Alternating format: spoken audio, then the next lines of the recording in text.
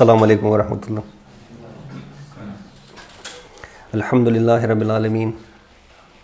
اللہم صلی علی محمد وعلی آلہ وصحبہ وبارک وسلم. اما بعد، اعوذ باللہ من الشیطان الرجیم. بسم اللہ الرحمن الرحیم. الحمدللہ رب العالمین الرحمن الرحیم مالک یوم الدین. ایاک نعبد و ایاک نستعین. اہدنا الصراط المستقیم صراط الذین انعمت علیہم غیر المغضوب علیہم ولا الضالین. آمین. رب اشرح لی صدری ویسر لی امری واحلل عقدۃ من لسانی یفقہوا قولی. رب یسر ولا تعسر وتمم بالخیر. آمین یا رب العالمین. آپ سب کو خوش آمدید کہتا ہوں جی. رمضان مبارک شروع ہو چکا ہے. کل ہم نے ایک انٹروڈکٹری سیشن کر دیا تھا. اس میں ہم نے دین اسلام میں رمضان کی اہمیت اور اس کی حکمت کے حوالے سے کچھ بات کر لی تھی. پھر قرآن اور رمضان کا آپس میں کیا تعلق ہے، اس پہ بھی ہم نے کچھ تھوڑی بہت بات کر لی تھی. اور قرآن کے حوالے سے دو تین جو ہمارے بنیادی عقائد ہیں ان پہ بھی ہم نے کچھ بات کر لی تھی. تو ایک تو ہم نے یہ حقیقت اجاگر کرنے کی کوشش کی کل کہ یہ جو رمضان ہے اس میں اصل میں مسلمان کے لیے اس کے پیچھے مقصد یعنی کیا ہے مسلمان کا، کہ اس میں صبر پیدا ہو، نمبر ایک، وہ تقوی حاصل کرے، نمبر دو، اور نمبر تین وہ اپنے نفس کو کنٹرول کرنا، اس کی صلاحیت کو پالے. لیکن ایک اور حقیقت ہم نے یہ واضح کی کہ یہ جو نفس پہ کنٹرول کرنا ہے اور تقوی کا حصول ہے اور صبر کا حصول، یہ کوئی ایکسرسائز برائے ایکسرسائز ہے یا نہیں، اس کے پیچھے کوئی اور بڑا مقصد ہے. تو ہمارے سامنے قرآن سے ایک بات واضح ہوئی کہ اصل میں یہ جو تقوی حاصل کرنا ہے، یہ جو صبر کا حصول ہے، یہ اصل میں دین اسلام کا جو ایسنس ہے، جو بنیادی مقصد ہے، اس پہ چلنے کے لیے درکار ہے. کیونکہ یہ کانٹوں بھرا رستہ ہے، یہ کوئی آسان رستہ نہیں ہے. حق کو پہچان لینا، پھر اس کے عملی تقاضوں کو پہچاننا، پھر اس پہ عمل کرنا، یہ کوئی مذاق والی بات نہیں ہے. مطلب ہم ایمان کا دعویٰ تو کرتے ہیں، بہت بڑا دعویٰ کرتے ہیں کہ ہم اللہ پر بھی ہمارا ایمان ہے، محمد صلی اللہ علیہ وسلم پر بھی ہمارا ایمان ہے، اس قرآن پر بھی ہمارا ایمان ہے. لیکن اگر میں یہاں پہ ایک سوال رکھوں آپ کے سامنے کہ ہم میں سے کتنے ہیں جو قرآن کو پڑھتے ہیں ریگولرلی؟ آٹھے میں نمک کے برابر، بلکہ اس سے بھی کم. اچھا، پھر جو پڑھنے والے ہیں ان میں سمجھنے والے کتنے ہیں؟ وہ اس سے بھی کم. پھر جو سمجھنے والے ہیں ان میں عمل کرنے والے کتنے ہیں؟ تو ہوتے ہوتے بات ذروں میں رہ جاتی ہے، اور بس یہ ہمارا حال ہے. بہرحال تو قرآن نے تو کچھ اور مقصد ہمیں بتایا ہے کہ جو آپ کے سامنے میں نے باتیں کچھ رکھی ہیں. ہمارے دین اسلام میں جتنے بھی عبادات ہیں ان سب کا ایک مقصد ہے. نماز کے بارے میں جب بھی آپ احکامات پڑھیں گے قرآن کے تو اقام الصلاۃ کی بات کی جاتی ہے، ادا کرنے کی بات نہیں کی جاتی. اب اقام الصلاۃ کا اقامت دین کے ساتھ ایک بہت بنیادی تعلق ہے، وہ انشاءاللہ اجاگر ہو جائے گا ہمارے ان نشستوں میں جب ہم بات کریں گے. اسی طرح رمضان کے حوالے سے بھی مطلب اس کے پیچھے کوئی مقصد ہے. یہ ہم نے تو اس کو عیاشی بنایا ہوا ہے. سارا دن بھوکے رہ کے تو افطاری میں نعوذ باللہ جو کچھ ہوتا ہے اس میں میں کیا بات کروں، استغفر اللہ. تو بہرحال ایک تو ہم نے کچھ رمضان اور دین اسلام کے حوالے سے بات کی تھی، کچھ ہم نے قرآن کے حوالے سے ہماری تین بنیادی عقائد ہے، سب کے ذہنوں میں مستحضر رہنے چاہیے. پہلا جو ہمارا عقیدہ ہے وہ یہ کہ یہ کلام اللہ ہے، یہ اللہ کا کلام ہے اور منزل من اللہ ہے، اللہ کی طرف سے اس کا نزول ہوا ہے. یہ پہلا عقیدہ ہے. دوسرا عقیدہ ہمارا یہ ہے کہ اس کا نزول کس پہ ہوا ہے؟ حضرت محمد صلی اللہ علیہ وسلم پر ہوا ہے. اور تیسرا عقیدہ ہمارا یہ ہے کہ یہ من و عن جس شکل میں نبی کریم صلی اللہ علیہ وسلم کو دیا گیا تھا اسی شکل میں ہمارے پاس آج بھی موجود ہے الحمدللہ. اب اتنی بڑی ہدایت ہمارے سامنے، ساری دنیا کا حال دیکھ لیں. مطلب ایک فساد مچا ہوا ہے دنیا میں، امن کی تلاش میں سارے ہیں. یہ قرآن بار بار دعویٰ کرتا ہے کہ امن اس کتاب میں ہے. اس میں جو فلسفہ حیات بیان ہوا ہے اس کے مطابق اپنی زندگی کو لیں تو امن تمہیں مل جائے گا. بہرحال آج ہم انشاءاللہ باقاعدہ آغاز کرتے ہیں سورۃ الفاتحہ سے. سورۃ الفاتحہ کے حوالے سے ایک بات جو پہلی ہے بنیادی وہ یہ نوٹ کر لیں کہ یہ دیکھیں مصحف کے اعتبار سے تو پہلی سورت ہے ہی. ہم مصحف کھولتے ہیں سب سے پہلی سورت کون سی ہوتی ہے؟ الحمد شریف. لیکن یہ بھی نوٹ کر لے کہ یہ نزول کے اعتبار سے پہلی مکمل صورت ہے جو نبی کریم صلی اللہ علیہ وسلم پر نازل ہوئی. یہ 5ویں وحی ہے. اس سے پہلے متفرق آیات نازل ہوئی تھی. سورہ علق کی آیات نازل ہوئی، پھر سورہ مزمل کی، سورہ مدثر کی، اور ہوتے ہوتے 5ویں وحی پھر یہ سورۃ الفاتحہ مکمل صورت نبی کریم صلی اللہ علیہ وسلم پر نازل ہو گئی. جہاں تک اس کے نام کا تعلق ہے فاتحہ، فاتحہ عربی میں افتتاح کو کہتے ہیں، افتتاح کرنے کو. فتح یفتح سے یہ نکلا ہے. فتح یفتح کا مطلب ہے کہ کھولنا.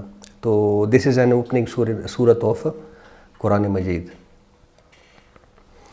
اچھا، نام کے حوالے سے ایک اور بات بھی نوٹ کر لیں کہ عربوں کا ایک خاص مزاج تھا کہ وہ جس چیز سے پیار کرتے تھے، محبت کرتے تھے، اس کے بہت سارے نام رکھتے تھے. مطلب شیر کے انہوں نے 5000 سے زیادہ کوئی نام رکھے، تلوار کے 5000 سے زیادہ نام رکھے.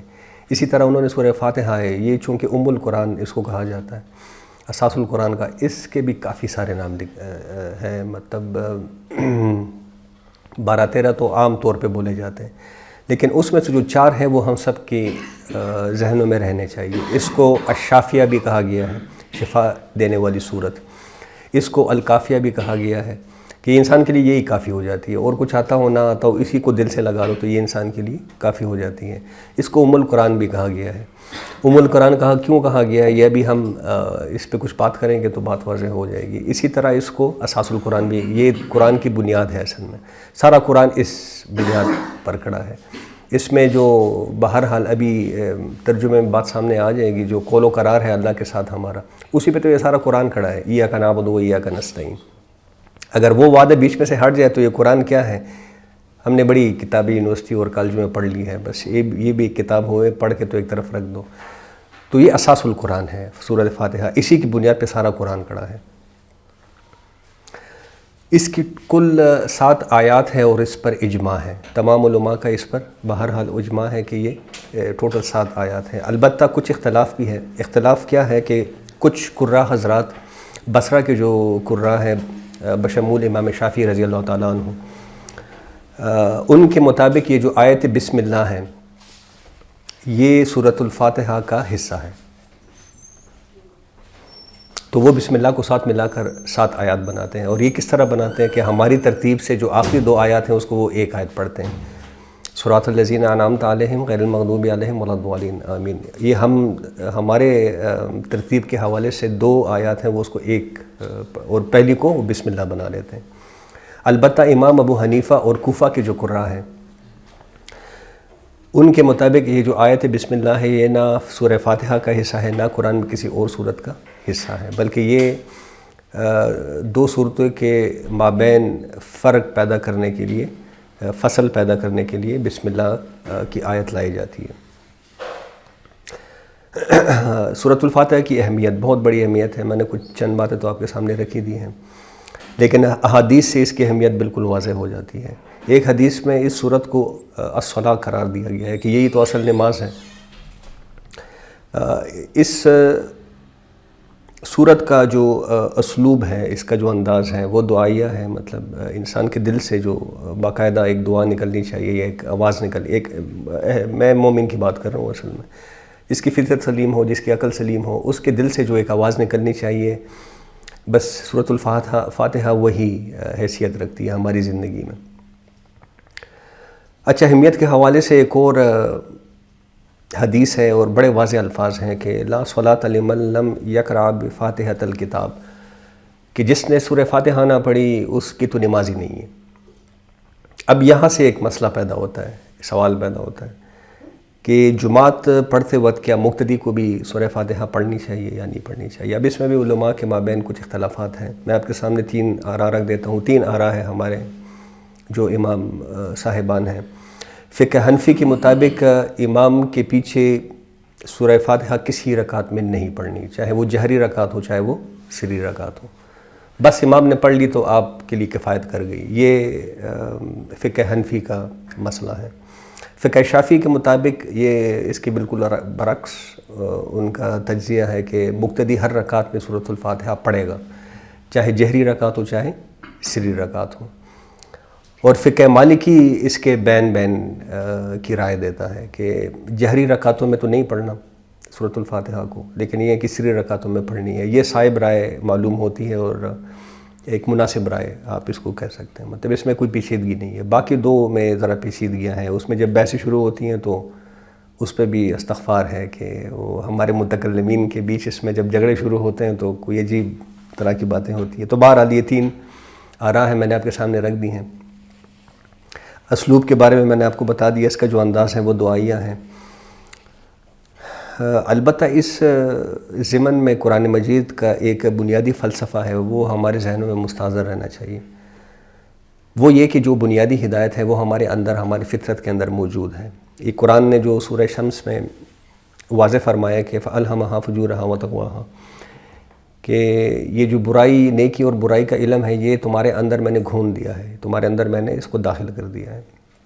اب یہ وہ اصل میں آپ اس کو مورل لا کہہ لیں جو ہمارے اندر امپلیمنٹ ہے. ہم اس کو مانے نہ مانے یہ ایک الگ بات ہے، لیکن اندر سے آواز تو آتی ہے. جھوٹ بولنا بری بات ہے، بہرحال لوگوں کو دھوکہ دینا بری بات ہے، لوگوں پہ ظلم کرنا بری بات ہے. انسانی ہمدردی اچھی بات ہے، سچ بولنا اچھی بات ہے. یہ ہمارے اندر سے ایک آواز تو آتی ہے، ہم اس کو دبا دیتے ہیں، وہ الگ بات ہے. تو قرآن کا یہ بنیادی فلسفہ ہے کہ بنیادی ہدایت میں نے تمہارے اندر آلریڈی رکھی ہوئی ہے. مطلب اگر یہ قرآن نہ اترتا، رسول نہ اترتے، ہم پھر بھی مسئول تھے. اس کا سوال تو ہوتا نا کہ یار یہ اندر سے یہ کوئی گپ مچائی ہوئی ہے، یہ ویسے ہی اندر سے آوازیں آ رہی ہیں. تو بہرحال پوٹینشلی ہر انسان کے اندر یہ بنیادی ہدایت موجود ہے. یہ قرآن کا بنیادی فلسفہ ہے. اور اللہ کی جو کتابیں نازل ہوتی ہیں ان کا مقصد کیا ہوتا ہے کہ اصل میں یہ جو شعور ہمیں دیا گیا ہے، یہ جو روح ربانی ہمارے اندر فَنَفَخْتُ فِيهِ فِي الرُّوحِ، کہ اللہ کی روح جو ہمارے اندر پھونکی گئی ہے، یہ جو شعور ہے یہ ڈورمنٹ ہے. اصل میں اس کو ایکٹیویٹ کیا کرتا ہے؟ اللہ کی کتابیں. اکثر جو کمپیوٹر کے پروگرامز ہوتے ہیں کوڈڈ ہوتے ہیں، اس کو ڈی کوڈ کرنے کے لیے آپ کو کوڈ چاہیے ہوتا ہے. تو بس آپ یہ سمجھ لیں کہ یہ جو اللہ کی طرف سے کتابیں نازل ہوتی ہیں یہ ایک ایسا ڈی کوڈنگ اس کی پوزیشن ہے کہ یہ ہمارے شعور کو ڈورمنسی سے نکال کے ایکٹیویٹ کر دیتا ہے. اس کے لیے البتہ 2 شرائط ہیں. میں نے آپ کے سامنے ایک بات رکھ دی کہ فطرت سلیم ہونی چاہیے، کسی کی فطرت مسخ نہ ہو. دوسرا عقل سلیم ہونی چاہیے، یعنی کہ وہ خرافات کا شکار نہ ہو گئی ہو. تو یہ جو انسان وحی کے رہنمائی کے بغیر بھی کچھ حقائق تک رسائی حاصل کر لیتا ہے، وہ کیوں کر لیتا ہے؟ اس کے اندر یہ علم بہرحال موجود ہے. اچھا، وہ کیا حقائق ہے جن تک انسان اگر عقل سلیم ہو اور فطرت سلیم ہو تو وہاں تک انسان خود ہی پہنچ جاتا ہے اپنے شعور سے؟ 2 حقائق ہیں، بلکہ 3. کہ ایک تو اس کائنات کا ایک خالق ہے اور وہ ایک ہی ہے، مطلب ملٹیپل تو نہیں ہو سکتے. ورنہ یہ جو کائنات کا نظام ہے، یہ جو کاسمک بیلنس ہے، یہ آپس میں ٹکرا جاتے ہیں. اگر ایک سے مطلب یہاں پہ آج کل دیکھ لیں، ججوں کے حالات دیکھ لیں، ہمارے سیاستدانوں کے حالات دیکھ لیں، اختیارات بڑھ جاتے ہیں تو پھر یہی ہوتا ہے. سارا ملک ایک فساد کا شکار ہے، تو یہ کائنات بھی فساد کا شکار ہو جاتی ہے. اگر ایک سے زیادہ خدا ہوتے تو ایک ہی خدا ہے، ایک تو اس پہ انسان کی عقل پہنچ جاتی ہے. دوسرا وہ تمام کمالات سے متصف ہے. مطلب اتنی بڑی کائنات، پھر اتنا مربوط نظام کہ 1 انچ یہ کائنات کے کرے آپس سے ادھر ادھر ہو جائے تو تباہی مچ جائے گی. تو یہ کمال نہیں ہے. مطلب تو ایک ہی خالق ہے اس کائنات کا اور وہ تمام کمالات اور تمام اوصاف سے متصف ہیں. تیسرا یہ کہ انسان کی زندگی صرف یہ زندگی نہیں ہے، بلکہ ایک اور زندگی ہے جس میں انسان کے اعمال کے نتائج برآمد ہونے. بہرحال اب آپ اگر دیکھیں ایک سینسیبل انسان جو ہوتا ہے، ایک حساس انسان جو ہوتا ہے، وہ جب اپنے اندر جاری یہ مورل لا کو دیکھتا ہے، اب آپ کے سامنے کچھ باتیں میں نے رکھ دی، اندر تو ایک مورل لا کار فرما ہے نا، وہ جب اس کو دیکھتا ہے کہ سچ بولنا چاہیے، جھوٹ نہیں بولنا چاہیے، انسانی ہمدردی ہونی چاہیے، وعدہ وفائی ہونی چاہیے، پھر دنیا میں جاری انسانی جبر کو جب دیکھتا ہے اور استحصال کو دیکھتا ہے، غیر انسانی رویے کو دیکھتا ہے، تو وہ اسی نتیجے پر پہنچتا ہے کہ کوئی نہ کوئی دن تو پھر ایسا ہونا چاہیے کہ یہ جو دنیا میں نیکوکار بنے ہوئے ہیں اور اس کے باوجود پس رہے ہیں، مطلب قیمت انہی کا بن رہے ہیں، بدماش تو سارے عیاشی کر رہے ہیں، تو یہ جو نیکوکار بنے ہوئے ان کے لیے کوئی نہ کوئی جزا کا دن تو ہونا چاہیے. یہ تو نہیں ہو سکتا کہ مطلب یہ زندگی ان کی ویسی ضائع ہو جائے. یہ تو ضائع ہونے کے مترادف ہے پھر یہ زندگی. اسی طرح جو فسق و فجور کے اندر مبتلا ہے، جو جبر کے اندر مبتلا ہے، جن کی وجہ سے یہ سارا فساد مچا ہوا ہے، ان کی بھی تو کوئی جزا ہونی چاہیے سزا کی شکل میں، ورنہ تو پھر جیت باطل کی ہوئی، حق تو ہار گیا اگر اس نظریے سے دیکھیں۔ تو تیسرے نمبر پر انسان اس نتیجے پر خود ہی پہنچ جاتا ہے کہ بھئی یہ جو زندگی ہے یہ بہرحال مطلب ایک سلسلہ ہے، موت اختتام اس زندگی کا نہیں ہے، ایک اور زندگی ہونی چاہیے جس میں یہ سزا و جزا کے قصے ہونے چاہیے۔ اب دیکھیں یہ تو قرآن کا بنیادی فلسفہ ہے۔ ایک فلاسفر ہے کانٹ صاحب، آپ نے نام سنا ہوگا، بڑے مشہور فلاسفر ہیں۔ انہوں نے پہلے ایک کتاب لکھی ایگزسٹنس آف گاڈ پہ، کہ اللہ یا خدا ایگزسٹ کرتا ہے کہ نہیں کرتا۔ تو اس نے پہلے ایک کتاب لکھی کرٹیک آف پیور ریزننگ، کہ جو پیور منطق ہے اس کے حوالے سے ہم اگر دیکھیں کہ خدا ایگزسٹ کرتا ہے کہ نہیں، تو اس نے جو پچھلے فلاسفروں کے منطق تھے اس کو کاٹ کے رکھ دیا۔ افلاطون کا فلسفہ اور پلیٹو کا فلسفہ اور ادھر کا فلسفہ اور ادھر، فلسفے کو فلسفے سے کاٹ دیا کہ آپ منطق کی بنیاد پر یہ ثابت ہی نہیں کر سکتے کہ اللہ ایگزسٹ کرتا ہے یا خدا ایگزسٹ کرتا ہے یا آخرت کا دن ایگزسٹ کرتا ہے۔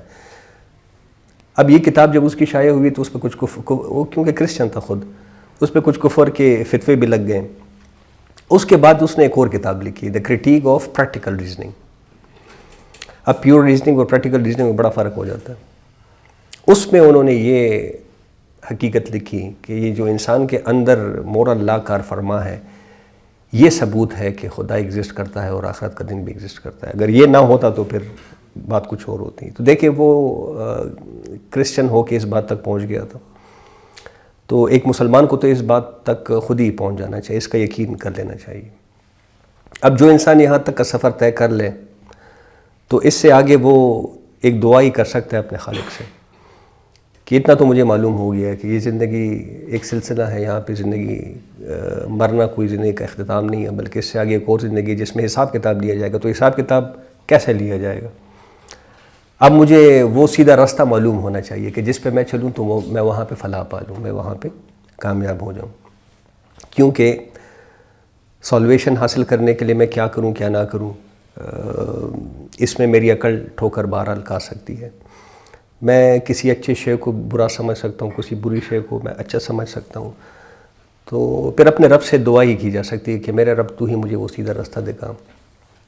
اب یہ دعا اس انسان کے دل سے نکلتی ہے جو ایمان باللہ اور ایمان بالآخرت تک خود اپنے شعور سے پہنچ گیا ہوں، اور یہ جان لیتا ہے کہ صحیح راستہ یہی ہے کہ میں اپنے رب کی اطاعت کروں، اور اطاعت یہ ہے کہ میں نے اپنے رب سے ہی مانگنی ہے۔ اب یہ وہ مقام ہے جہاں پہنچ کر انسان کے دل کی جو کیفیت ہوتی ہے اس کو اللہ نے الفاظ کی شکل دی، تو وہ سورۃ فاتحہ کی شکل میں ہمارے سامنے آ گئی۔ اب آج ہم بھی اسی کیفیت میں جو میں نے آپ کے سامنے رکھی ہے، سورہ فاتحہ کو ذرا پڑھیں، یعنی کہ ہم یہ کنسیڈر کر لیں کہ الحمدللہ ہم مسلمان ہیں، ہم نے اللہ کو پہچانا ہوا ہے، ہم ایمان لاتے ہیں اللہ پہ، اس کے حقوق کو ہم نے پہچان لیا ہے۔ اب دل سے دعا کریں کہ اللہ ہمیں وہ ہدایت سجا دے جو آخرت میں ہماری فلاح کا باعث بنے۔ تو بسم اللہ الرحمن الرحیم، شروع کرتا ہوں اللہ کے نام سے جو رحمان اور رحیم ہے۔ اب یہ جو دو نام ہیں رحمان اور رحیم، یہ اللہ کی رحمت کے مادے سے نکلے ہیں دونوں۔ رحمان میں اللہ کی رحمت کا جوش اور جو ہیجانی کیفیت ہے اس کا عنصر شامل ہے۔ اللہ کی محبت میں بہرحال بہت بڑا جوش ہے۔ رحیم میں اللہ کی رحمت کی دوام کا، ٹھہراؤ کا ایک عنصر آتا ہے، اور یہ دونوں کیفیت اللہ کی شان کی رحمت جو ہے اس میں بیک وقت موجود ہے۔ ہمارے لیے یہ تصور کرنا ذرا مشکل ہو جاتا ہے، کیونکہ دیکھیں ہم ٹھاٹھے مارتا ہوا سمندر اور ٹھہرا ہوا دریا، ان کی کیفیات کو یکجا نہیں کر سکتے، ہم ان کو الگ الگ دیکھتے ہیں۔ تو ہم اپنی محدودیت کی وجہ سے، اپنی عقل کی محدودیت کی وجہ سے اس کو تصور تو نہیں کر سکتے، لیکن یہ ہے ایسے ہی کہ اللہ کی شان رحمت میں یہ دونوں شانیں بہرحال موجود ہیں۔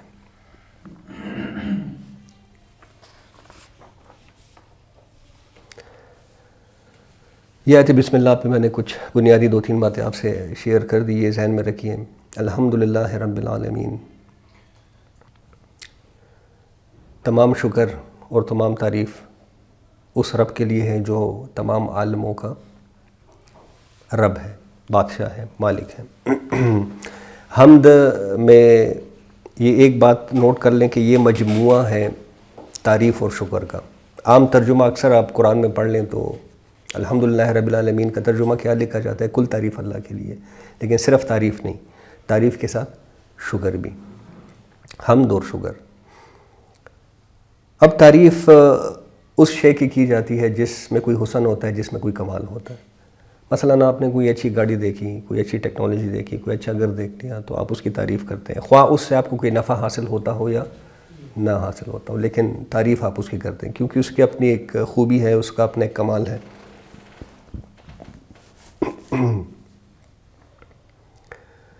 شکر آپ کس صورت میں ادا کرتے ہیں؟ کوئی ایسی شے جس سے آپ کو کوئی فائدہ بھی پہنچ رہا ہے۔ مثال کے طور پہ یہ سورج جو صبح کو اٹھتا ہے اور رات کو ڈوب جاتا ہے، چاند کو آپ دیکھتے ہیں، تو جب آپ ان چیزوں کو دیکھتے ہیں تو آپ صرف تعریف نہیں کرتے بلکہ آپ الحمد شریف پڑھتے ہیں، الحمدللہ رب العالمین۔ کیوں؟ کیونکہ ایک تو اس میں اپنا یہ جو کمال ہے، آپ کے سامنے یہ باتیں ساری آ گئی ہیں کہ یہ جو کاسمک بیلنس ہے اور یہ سورج کا نکلنا پھر ڈوبنا، اسی سے سارے نباتات کا نظام چل رہا ہے، اسی سے میری زندگی کی ایگزسٹنس ہے۔ تو تعریف تو اپنی جگہ، لیکن شکر کا عنصر بھی اس میں آ جائے گا۔ اب اس کو الحمد کہتے ہیں، حمد، کہ کسی ایسی چیز کی تعریف کرنا جس سے آپ کو براہ راست کوئی فائدہ بھی پہنچ رہا ہے۔ یہ جو حمد ہے اس میں شکر کا یہ جو عنصر ہے یہ بھاری ہے، بہرحال کافی بھاری ہے، اور اس کا اندازہ ہمیں جو نبی کریم صلی اللہ علیہ وسلم سے منقول دعائیں ہیں اسی سے ہو جاتا ہے۔ مطلب کھانا کھانے کے بعد ہم الحمدللہ کہتے ہیں، پینے کے بعد ہم الحمدللہ کہتے ہیں، غسل خانے سے نکلنے کے بعد الحمدللہ کہتے ہیں۔ تو یہ شکر ہے، مطلب اسی نے کھلایا۔ اب اگر ہم کو صرف تعریف کے اس میں دیکھ لیں تو کیا ہم اس لیے کھانے کے بعد روٹی کی تعریف کرتے ہیں کہ پتہ نہیں یہ کدھر سے اناج نکلا، کہاں سے آٹا بنا، کہاں سے میری طرف پہنچے، پورا ہم صرف اس کمال کی بات نہیں کرتے بلکہ اس کا شکر بھی ادا کرتے ہیں کہ یہ مجھ تک پہنچا کیسے ہے۔ وہ ایک حدیث ہے نا کہ دانے دانے پہ ایک فرشتے کو بٹھایا گیا ہے کہ جب تک وہ جس کے نصیب میں اس کے معدے میں اتر نہ جائے اس وقت تک وہ فرشتہ اس کے ساتھ لگا رہتا ہے۔ تو یہ الحمد کی تھوڑی سی تعریف ہو گئی، الحمدللہ رب العالمین۔ کل شکر اور کل تعریف اس اللہ کے لیے ہے جو رب العالمین ہے۔ رب کے لفظ پہ اگر ہم تھوڑا سا غور کر لیں تو رب میں مالک ہونے کے ساتھ ساتھ تربیت کا پہلو اور اس کا معنی بھی شامل ہے۔ جس طرح ہم وہ اپنے والدین سے متعلق ایک دعا پڑھتے ہیں، رب یعنی صغیرہ، کیا مطلب ہوتا ہے اس کا کہ جس طرح انہوں نے بچپن میں میری پرورش کی، مجھے پروان چڑھایا، اب تو ان پہ رحمت کر، اپنے رحم کر ان پہ۔ تو رب میں تربیت کا پہلو اور معنی یہ بھی شامل ہے۔ اللہ ہر شے کا مالک ہے، پالنہار ہے اور تربیت اور نشو و نما کرنے والا ہے۔ عالمین، عالم اس میں اعلیٰ ہے ایک، اور عربی میں اس کا مطلب کیا ہے؟ پہچاننے کا ذریعہ۔ اب یہ عالم ہی ہے جو اللہ کی پہچان کا ذریعہ بنتا ہے، یا وہ آیات ہیں، یہ قرآن میں ہی اس حقیقت کو کھولا گیا ہے کہ کچھ آیات تو آفاق میں ہیں، یہ عالم ہے سارا، یہ اللہ کی نشانیاں ہیں، یا پھر آیات قرآنی ہیں جو اللہ کی نشانیاں ہیں۔ تو عالمین عالم سے بنا ہے، اس میں اعلیٰ سے نکلا ہے، اور اس کا عربی مطلب ہے پہچاننے کا اعلیٰ۔ تو الحمدللہ رب العالمین، الرحمن الرحیم، وہ رحمان بھی ہے وہ رحیم بھی ہے۔ رحمان اور رحیم پہ کچھ بات ہو گئی ہے بسم اللہ کی آیت میں۔ مالک یوم الدین، آخرت کے دن یا بدلے کے دن کا مالک ہے، وہ مالک بھی ہے اور مختار مطلق بھی ہے، اس کے علاوہ کسی اور کی نہیں چلے گی۔ فعال لما یرید، کسی کی نہیں چلے گی اس دن۔ یہ جو دین کا لفظ ہے، یہ دین عربی میں کہتے ہیں قرض کو، مدین کہتے ہیں مکروس کو، اسے سے پھر دین نکلا ہے۔ دین کا مطلب ہے بدلہ یا ضابطہ، اور اس کے ساتھ جب الف لام داخل ہو جائے، الدین جب یہ بن جائے تو اسلام کا جو ضابطہ حیات ہے اسپیسیفکلی اس کی طرف ہی اشارہ ہو جاتا ہے۔ الدین، مالک یوم الدین، تو آخرت یا بدلے کے دن کا مالک اور مختار مطلق ہیں۔ اچھا، بدلے کے دن جب ہم کہتے ہیں تو ہمارے ذہن میں کیا تصور آتا ہے؟ وہی جو شروع میں ایک بات ہو گئی کہ جس دن فیصلہ ہوگا کہ کون کیا کما کر لایا ہے اور اس کو کیا جزا ملنی چاہیے. آیا برائیوں کے ساتھ آیا ہے؟ اگر برائیوں کے ساتھ آیا ہے تو سزا اس کا نصیب بنے گی، اور اگر اچھے اعمال کے ساتھ، اعمال صالحہ کے ساتھ آیا ہے تو اوبیسلی اس کو پھر اللہ کا انعام ملیں گے، احسانات ملیں گے. اچھا، اب یہاں سے 3 باتوں کی وضاحت ہو گئی ہے. یہ ہم نے جو تھوڑی بہت بات کر لی ہے، 3 باتوں کی وضاحت ہو گئی ہے. نمبر 1، روز قیامت نے برپا ہونا ہے. بہرحال لا ریب فیہ، اس میں کوئی شک نہیں ہے. یہ دن آنے کا آنا ہے. اس دن کیا ہوگا؟ تمام انسان دوبارہ سے جی اٹھیں گے. پھر کیا ہوگا؟ پھر سب کے سب اللہ کے سامنے حاضر ہوں گے. کس لیے؟ وَكُلُّهُمْ آتِيهِ يَوْمَ الْقِيَامَةِ فَرْدًا، کہ ایک ایک کو میرے سامنے آنا پڑے گا، مجھے حساب دینا پڑے گا. اور تیسرا نمبر، اس دن مختار مطلق صرف اللہ ہوگا، کسی کی سفارش نہیں چلے گی. آج ہمارے ذہن میں بڑے باطل قسم کے شفاعت کے مسائل پڑے ہوئے ہیں. ان سب کو جاڑ جنکار کر کے نکلنا چاہیے ان سے، اور اس پہ یقین کر لینا چاہیے کہ اس دن مختار مطلق صرف اور صرف اللہ کی ذات ہوگی، کسی کی کوئی بات نہیں چلے گی اس کے سامنے. قیامت سے متعلق ایک اور جگہ فرمایا گیا کہ لمن الملک اليوم، یہ سوال ہوگا قیامت کے دن کہ آج کے دن مالک کون ہے، اختیار کس کے لیے ہے؟ جواب کیا آئے گا؟ اللہ الواحد القہار، اس اللہ کے لیے جو واحد اور قہار ہے، سب پہ چھایا ہوا ہے. تو مالک یوم الدین، وہ جزا و سزا کے دن کا مالک ہیں اور مختار مطلق ہیں. اب یہ 3 آیات الحمدللہ ہو گئی ہیں. اب یہاں سے کلام کا رخ کچھ بدل رہا ہے. ابھی تک غیابی کلام ہو رہا تھا، مطلب اللہ رحیم ہے، اللہ رحمان ہے، وہ رب العالمین، یہ غیابی ذکر کہتے ہیں. اب ڈائریکٹ کلام شروع ہونے لگا ہے. اللہ سے براہ راست کلام کس کا؟ انسان کا، ہمارا. ایاک نعبد و ایاک نستعین، ہم صرف تیری ہی بندگی کرتے ہیں اور کرتے رہیں گے، اور ہم تجھی سے مدد مانگتے اور تجھی سے مدد مانگتے رہیں گے. یہ میں نے 2 زمانوں کو ملا دیا ہے کہ ہم تیری ہی عبادت کرتے ہیں اور کرتے رہیں گے. کیوں؟ یہ نعبد اور نستعین یہ فعل مضارع ہے. فعل مضارع میں یہ کمال ہے کہ یہ حال اور مستقبل دونوں کو ریپرزینٹ کرتا ہے. تو ایاک نعبد و ایاک نستعین، ہم تیری ہی عبادت کرتے ہیں اور تیری عبادت کرتے رہیں گے، ہم تجھی سے مدد مانگتے ہیں اور مانگتے رہیں گے. اور یہاں پہ ایاک کو آغاز میں لا کر حصر یعنی کہ تاکید کا عنصر پیدا کیا کہ تجھی سے اور کسی سے نہیں. جس نے پھر سائنس سے ہدایت حاصل کرنی ہے تو وہ پھر کریں، لیکن اس کے لیے آخر میں پھر کوئی ضمانت نہیں ہے.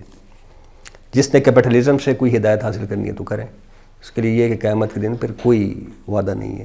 تو ایاک نعبد و ایاک نستعین، ہم تجھی سے مدد مانگتے ہیں اور مانگتے رہیں گے اور تیری ہی عبادت کرتے ہیں.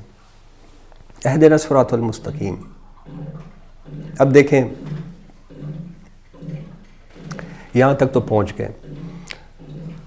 مطلب یہ معلوم ہو گیا کہ کائنات کا مالک اللہ ہے. یہ بھی معلوم ہو گیا کہ اندر ایک مور اللہ کار فرما ہے. تو اس کا کوئی نتیجہ اس کا برآمد ہے. یہ کوئی ویسی ہوا میں تو نہیں ہے. اللہ نے کوئی چیز بے مقصد نہیں بنائی، برحق بنائی ہے، مقصد کے تحت بنائی ہے. تو اس کا بھی کوئی مقصد تو ہونا چاہیے. یہاں تک تو ہم پہنچ گئے. اب آگے وہی جو میں نے آپ کے سامنے بات رکھی ہے کہ اب میں کس راستے پہ چلوں کہ میں اپنے اللہ کو راضی کروں، میں کس راستے پہ چلوں کہ آخرت میں میری فلاح ہو جائے. اس کے لیے اب ہم ڈائریکٹ اللہ سے دعا کر رہے ہیں کہ اہدنا الصراط المستقیم. ابھی دیکھیں ہمیں ہدایت کیوں چاہیے، اس میں 2 پوائنٹس ذہن میں رکھ لیں. انفرادی حیثیت میں ہمیں قدم قدم پر اللہ کی ہدایت کی ضرورت ہے. بات وہی ہے کہ ہر لمحہ انسان کے سامنے 2 راہیں ہوتی ہیں، میں ادھر جاؤں کہ میں ادھر جاؤں. تو میری عقل دھوکہ کھا سکتی ہے، میں غلط راستے پہ چل سکتا ہوں. تو انفرادی حیثیت میں تو ہمیں قدم قدم پہ اللہ کی رہنمائی کی ضرورت ہے، اس کی ہدایت کی ضرورت ہے. اجتماعی معاملات میں اگر آ جائیں اس میں بھی اب ہمیں اللہ کی مدد کی ہدایت کی ضرورت ہے. 3 ایسے مسئلے ہیں اجتماعی زندگی میں کہ جو اللہ کے سوا اور کوئی ہدایت ہمیں اس پہ نہیں دے سکتا. نمبر 1، یہ جو مرد اور عورت کا معاشرے میں ان کے کیا فرائض ہونے چاہیے، ان کے کیا اختیارات ہونے چاہیے، یہ میں اور آپ ڈیفائن نہیں کر سکتے. میرا مزاج عورت کی طرح کا نہیں ہے، میں عورت کے مزاج کو سمجھتا ہی نہیں ہوں. اگر میں نے ان کے لیے قانون بنایا تو وہ تباکن قسم کا قانون ہوگا، مطلب یہ ان کے لیے موت کا سبب بنے گا. ان کے حوالے کر دیا کہ ہمارے لیے قانون بنائے. اب وہ ہمارے مزاج کو نہیں سمجھتی جو عورتیں ہیں، تو انہوں نے اگر ہمارے لیے قانون بنا دیا تو ہمیں اڑا کے رکھ دیں گے. مطلب یہ میں آپ کو بالکل بتا دوں. تو یہاں پہ ہمیں ضرورت اب کس کی ہے؟ اللہ کی. اللہ نے دونوں کو بنایا ہے. اللہ مرد سے بھی محبت کرتا ہے, عورت سے محبت کرتا ہے. اللہ دونوں کو پروان چڑھانا چاہتا ہے. تو یہ ہدایت وہی ہمیں دے گا کہ کیا کس قسم کا نظام ہونا چاہیے, ان کے کیا اختیارات ہونے چاہیے, ہمارے کیا اختیارات. یہ پہلا نقطہ ہو گیا. اب دیکھیں یہاں سے تو زندگی آگے بڑھتی ہے, عورت اور مرد مل کے یہ زندگی آگے بڑھاتے ہیں. اب آگے جب اجتماعیت کا دائرہ ذرا وسیع ہوتا ہے, بڑی اجتماعیت جب وجود میں آتی ہے تو ایک اسٹیٹ کی شکل اختیار کرتی ہے. اب اسٹیٹ اور عوام کے بیچ میں کیا توازن ہونا چاہیے, اسٹیٹ کے کیا مطلب اختیارات ہونے چاہیے, کیا فرائض ہونے چاہیے, اور عوام کے کیا اختیارات اور فرائض ہونے چاہیے. اب اس میں بھی آپ ذرا دیکھ لیں, اگر اسٹیٹ کو زیادہ اختیارات مل گئے تو وہی حال ہوگا جو اس ملک کا آج حال ہے. ہماری چمڑی بھی اتر رہی ہے, ہمارا خون بھی نکالا جا رہا ہے, اور ہم کچھ کہہ بھی نہیں سکتے. یہ حال ہوگا. اگر عوام کو زیادہ اختیارات مل گئے تو اسٹیٹ ایگزسٹ کرنا ہی مشکل ہو جائے گا. کیسے ایگزسٹ کرے گی؟ جب آپ نے مجھے وزیر اعظم کا اختیار دے دیا تو بس پھر تو میرا جسم اور میری مرضی والی بات ہو جائے گی. پھر میرے سے اسٹیٹ کو کوئی چلا کے دکھا دے. اب یہاں پہ بھی اللہ کی ہدایت کی ضرورت ہے. یہ اختیارات اور فرائض کا جو توازن ہے یہ اسٹیٹ اور عوام میں کیسے تقسیم ہوگا یہ اللہ ہی بتا سکتا ہے. میں اور آپ یہ اندازے نہیں لگا سکتے. تیسرا مسئلہ, ایک معاشرے کو چلانے کے لیے ہم سب کو پتہ ہے کہ اکانومکس بہت ضروری ہے. سرمایہ ہی ایک معاشرے کو چلاتا ہے. معاشرے میں سے سرمایہ کو نکال لے تو کیا بچے گا؟ کچھ نہیں بچے گا. تو اب ایک طرف سرمایہ ہے, دوسری طرف محنت ہے.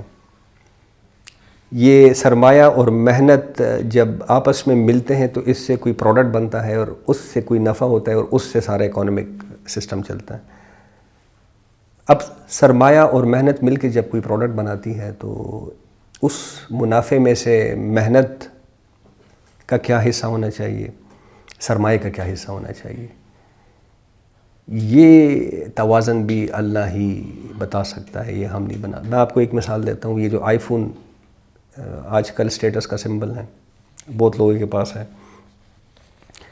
یہ جب بکتا ہے تو اس کا 90% اسٹیو جابس صاحب کے اس میں جاتا ہے, اکاؤنٹ میں جاتا ہے, کمپنی جو ہے ان کی, اور 10% ان سب لوگوں میں تقسیم ہوتا ہے جو سافٹ ویئر انجینئرنگ کر رہے ہیں, جو ہارڈ ویئر انجینئرنگ کر رہے ہیں, جو اس کو پیک کر رہے ہیں, جو اس کو ٹرانسپورٹ کر رہے ہیں. ان سب کو 10% ملتا ہے. اب یہ کوئی منصفانہ تقسیم ہے؟ بالکل بھی نہیں ہے. تو یہ جو توازن ہے اصل میں جو کہنا چاہ رہا ہوں کہ اس کے لیے بھی ہمیں اللہ تعالیٰ کی ہدایت کی ضرورت ہے. یہ ہم فیصلہ اس کا نہیں کر سکتے بہرحال.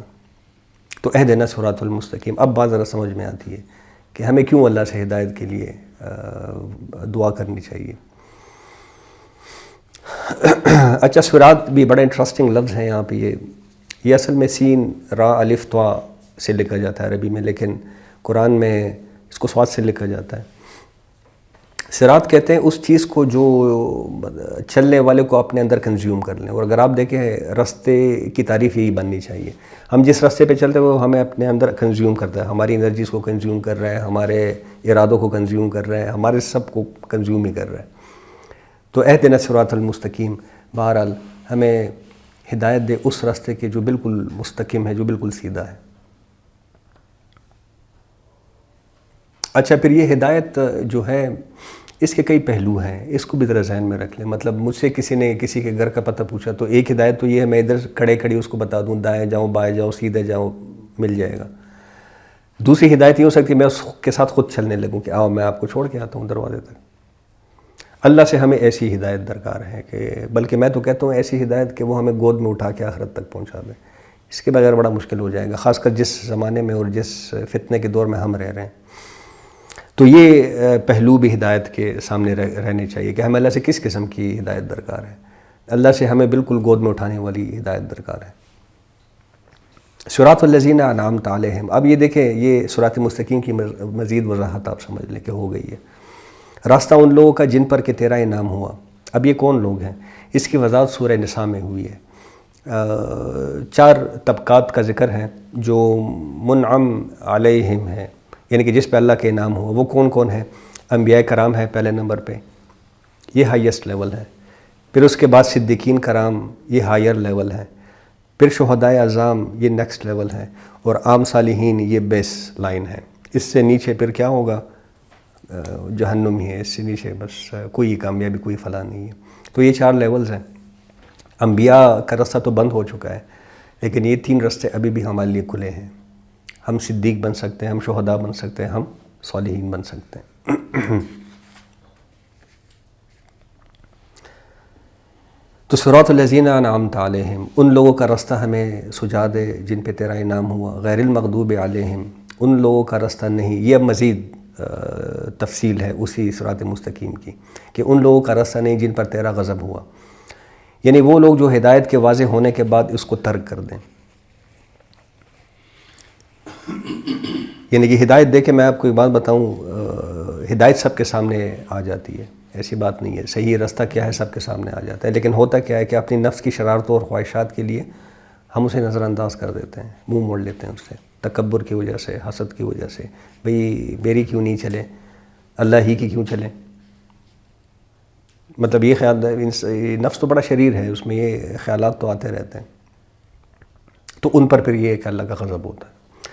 تو ان لوگوں کا رستہ ہمیں نہ دکھا، اس سے ہمیں بچا. اب تاریخی اعتبار سے اگر آپ دیکھیں تو اس کی سب سے بڑی مثال کون ہے؟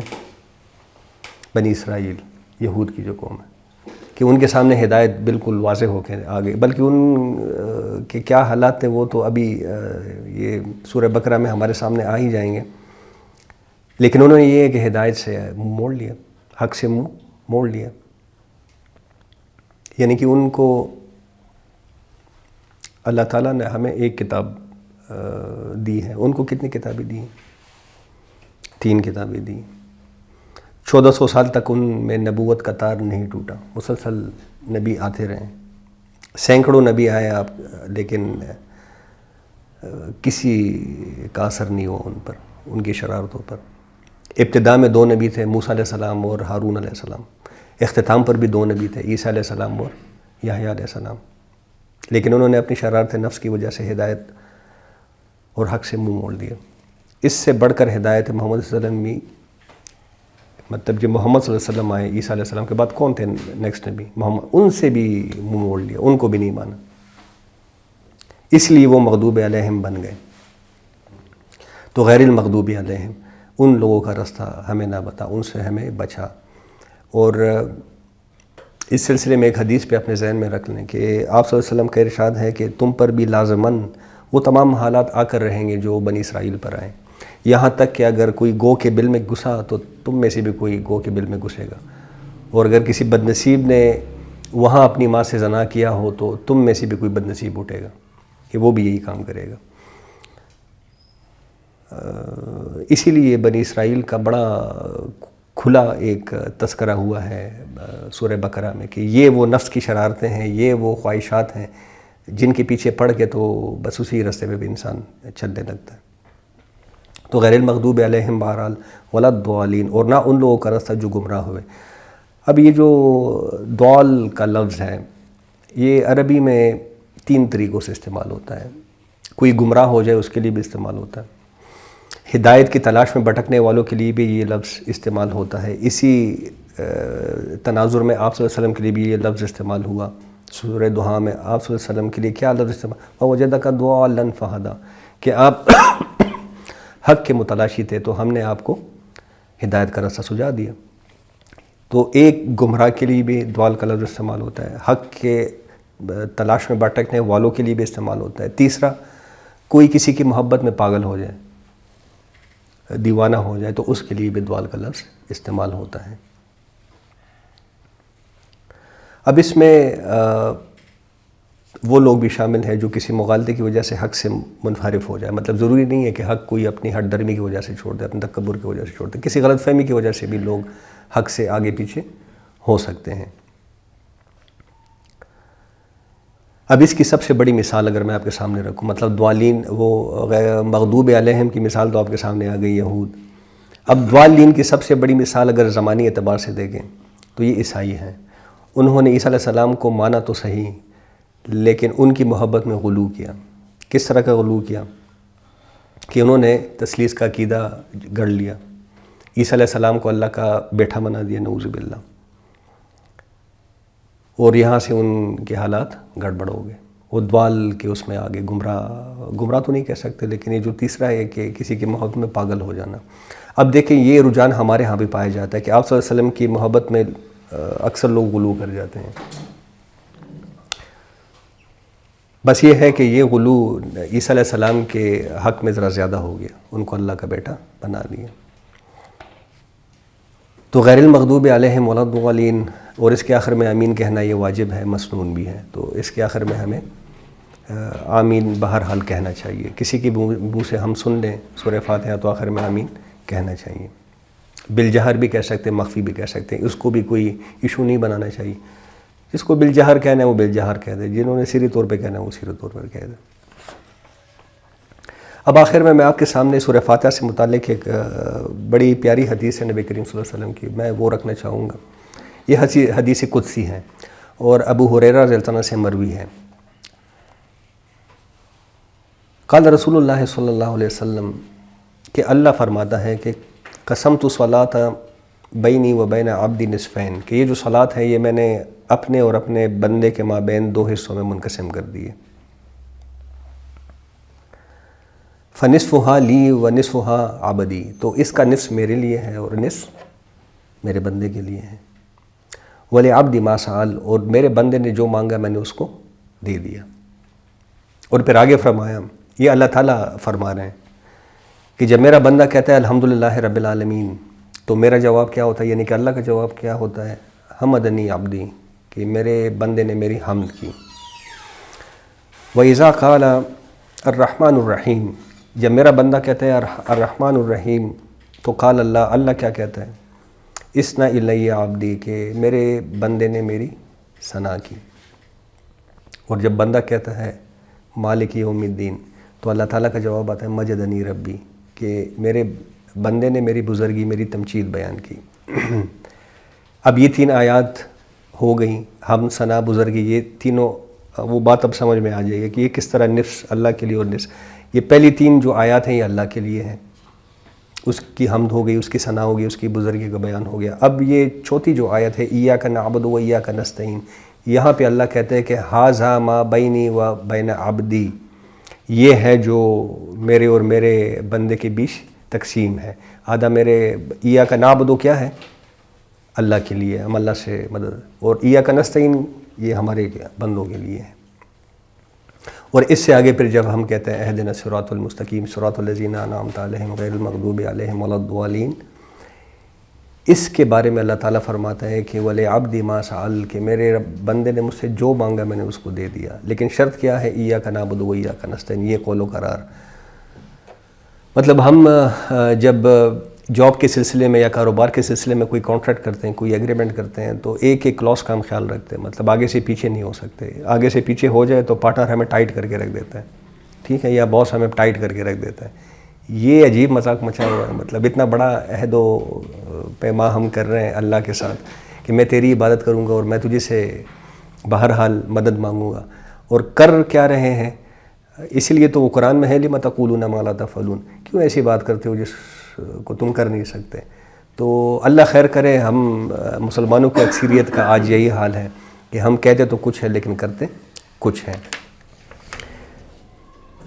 یہ سورہ فاتحہ کے حوالے سے کچھ بنیادی باتیں میں نے آپ کے سامنے رکھ دی. آگے بڑھتے ہیں جی سورہ بقرہ کی طرف.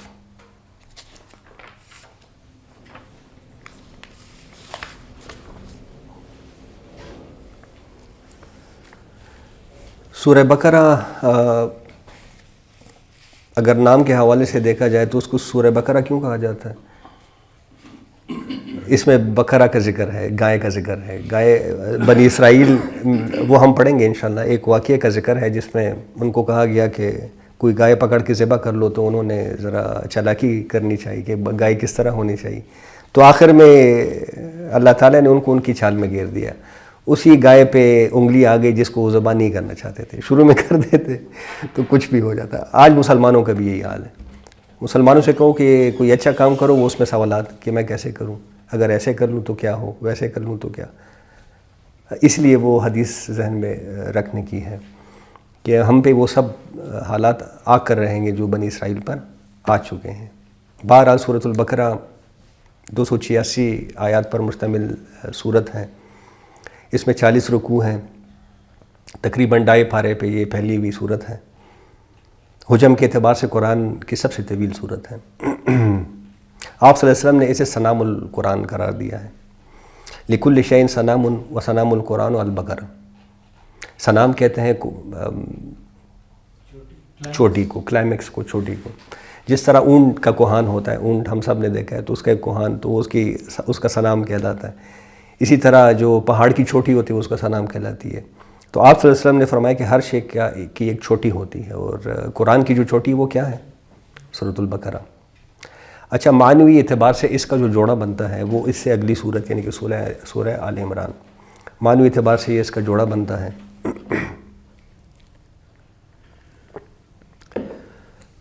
ان دونوں میں کچھ اعتبارات سے کافی مناسبتیں بھی ہیں. دونوں صورتوں کا آغاز الف لام میم سے ہوتا ہے. پھر ان دونوں صورتوں کو نبی کریم صلی اللہ علیہ وسلم نے الزہراوین کا نام بھی دیا ہے. زہرا کہتے ہیں نہایت چمکدار دمکدار چیز کو. جس طرح حضرت فاطمہ رضی اللہ عنہ کے نام کے ساتھ یہ جڑا ہوا تھا فاطمۃ الزہرا. ہم بھی جب ان کا نام کہتے ہیں تو ساتھ میں زہرا بھی کہتے ہیں. زہرا کہتے ہیں نہایت چمکدار یا دمکدار چیز کو. اور ایک حدیث کے مطابق آپ صلی اللہ علیہ وسلم نے فرمایا کہ یہ جو 2 صورتیں ہیں یہ نہایت چمکتی دمکتی ہوئی صورت میں روز قیامت 2 بدلیوں کی صورت میں آئیں گی. اور جو لوگ ان 2 صورتوں سے محبت رکھتے تھے دنیا کی زندگی میں، ان پر یہ سایہ کریں گی. اللہم اجعلنا منہم، اللہ ہمیں بھی ان میں شامل فرمائے. یہ صورت 2 حصوں میں منقسم ہے. پہلے حصے میں جو اصل روئے سخن ہے، جو خطاب ہے، وہ سابقہ امت مسلمہ سے ہے، یعنی کہ بنی اسرائیل سے ہیں. دوسرے حصے میں اصل خطاب موجودہ امت مسلمہ یعنی کہ ہم جو بیٹھے ہوئے یہاں پہ قرآن کو سمجھنے کی کوشش کر رہے ہیں. تو دوسرا جو حصہ ہے اس میں خطاب ہم سے ہیں، امت محمد صلی اللہ علیہ وسلم سے ہیں. پہلے حصے میں 18 رکوع ہیں اور 152 آیات ہیں. دوسرے حصے میں 22 رکوع ہیں اور 134 آیات ہیں. تو آپ یہاں پہ دیکھیں گے کہ بالکل توازن یہاں پہ برقرار ہے کہ بالکل آدھی بنی اسرائیل سے متعلق اور آدھی ہم سے متعلق ہیں.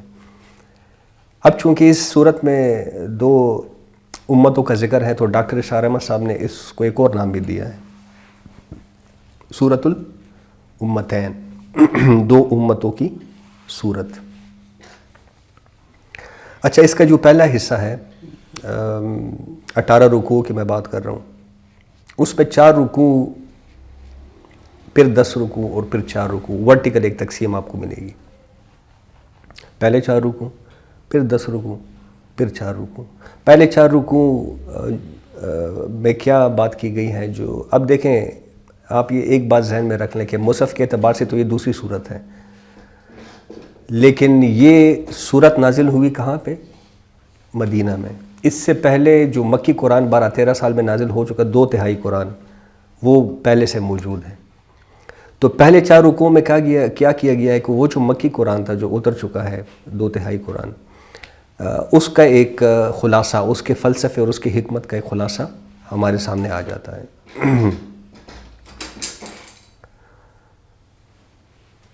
اچھا، ان 4 رکوعوں کو ہم جب بغور پڑھتے ہیں تو ہمیں ایک بات کا احساس ہوتا ہے کہ ان 4 رکوعوں میں جو اصل خطاب ہے، روئے سخن ہے، وہ بنی اسرائیل سے ہی ہے، لیکن بات عمومی انداز میں کی گئی ہے.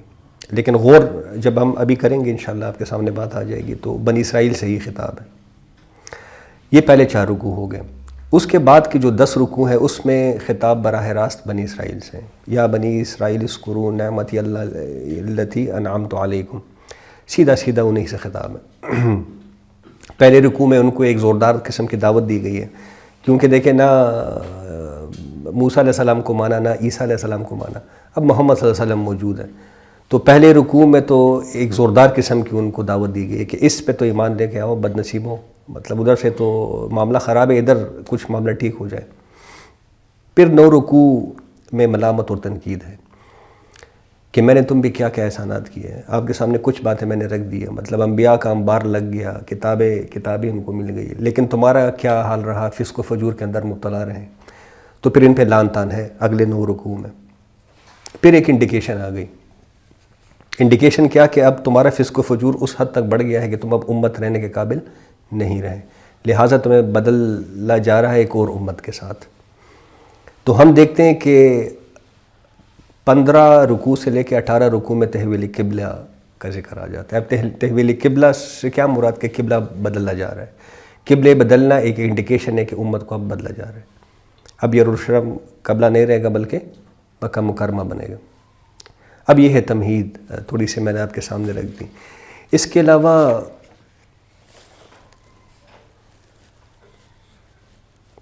ابھی ہم یہ جو پہلے 2 رکوع پڑھنے جا رہے ہیں یہ بڑے امپورٹنٹ ہیں. میں نے آپ کو سامنے ایک بات رکھی کہ یہ جو پہلے 4 رکوع ہیں اس میں جو مکی قرآن نازل ہو چکا ہے اس کی حکمت اور اس کے فلسفے کا ایک نچوڑ ہمارے سامنے آتا ہے. لیکن اس میں سے بھی جو پہلے 2 رکوع ہیں یہ بہت اہمیت کے حامل ہیں. اس میں کیا ہے کہ 3 قسم کے افراد کو ڈیفائن کیا گیا ہے. بنیادی طور پر دیکھیں قرآن جو ہمیں بات بتاتا ہے کہ بنیادی طور پر تو انسان کو اللہ نے فطرت پر پیدا کیا ہے. فطرت اللہ التی فطر الناس علیہا، کہ انسان کو تو اسی فطرت پہ پیدا کیا ہے جو اللہ کی فطرت ہے. اور اللہ کی فطرت کیا ہے؟ بار بار میں آپ کے سامنے رکھ رہا ہوں بات کہ یہ سچ بولنا، حق پہ رہنا، انسانی ہمدردی کرنا، اچھائیاں کرنا، عمل صالح کرنا، یہ فطرت ہے. ہمارے اندر یہ باتیں چھپی ہوئی ہیں، یہ اللہ کی فطرت ہے اور اسی کا وہ حکم دیتا ہے. تو انسانوں کو بنیادی طور پہ تو فطرت پہ پیدا کیا ہے. البتہ مزاج اور استعداد کے اعتبار سے انسان مختلف ہے. یہ ہمارے عام مشاہدے کی باتیں. کسی کو جسمانی طور پر مضبوط بنایا گیا ہے، کسی کو ذہنی طور پر مضبوط بنایا گیا ہے، کسی میں خیر کے داعیات زیادہ ہیں، کسی میں شر کے داعیات زیادہ ہیں. اب ہر انسان کا مواخذہ اللہ اپنی حکمت کو بروئے کار لا کر اس کی استعداد کے مطابق ہی کرے گا. مطلب یہ ضروری نہیں ہے کہ میرا اور آپ کا محاسبہ ایک طرح کا ہو. مجھ میں اگر خیر کے داعیات زیادہ ہے تو مجھ سے اس طرح کا محاسبہ ہوگا کہ یار اللہ پوچھے گا نا کہ مسجد میں ٹائم گزارنا تمہیں اچھا لگتا ہے تو کتنا ٹائم گزارے مسجد میں. اب میرے مقابلے میں کوئی اور شخص ہے، اس میں شر کے داعیات زیادہ ہے، اس کو پارٹیوں میں مزہ آتا ہے، تو اس سے سوال کچھ اور ہوگا کہ بھئی تم نے کتنا اپنے آپ کو پارٹیوں سے روکا. تو یہ اللہ کی حکمت ہے. مطلب یہ مواخذہ اپنے حساب سے کرے گا. البتہ دنیا میں انسانوں کے لیے جو امتحان کی کیفیت رکھی گئی ہے یہ امپورٹنٹ بات ہے. اور انسانوں کو جو مزاج عطا کیے گئے ہیں اس تناظر میں جب حق اور باطل کا ٹکراؤ ہوتا ہے اور اس کا جب میدان سجتا ہے اور جب ایک انقلابی تحریک اٹھتی ہے تو ہمیشہ انسان 3 گروہ میں بٹ جاتا ہے. یا آپ تاریخ اٹھا کے دیکھ لیں، آدم سے لے کے ایدم تک یہی 3 قسم کے گروپ وجود میں آتے ہیں. نمبر 1 وہ لوگ جو حق کو سمجھ کر قبول کر لیتے ہیں اور پھر پیچھے مڑ کے نہیں دیکھتے، خرچ ہے بعد آباد، بس یہ حق ہے، اب اس کے لیے جو بھی قربانی ہے، اب اس کے لیے جو بھی کرنا ہے میں کروں گا، عملی تقاضوں کو میں پورا کروں گا.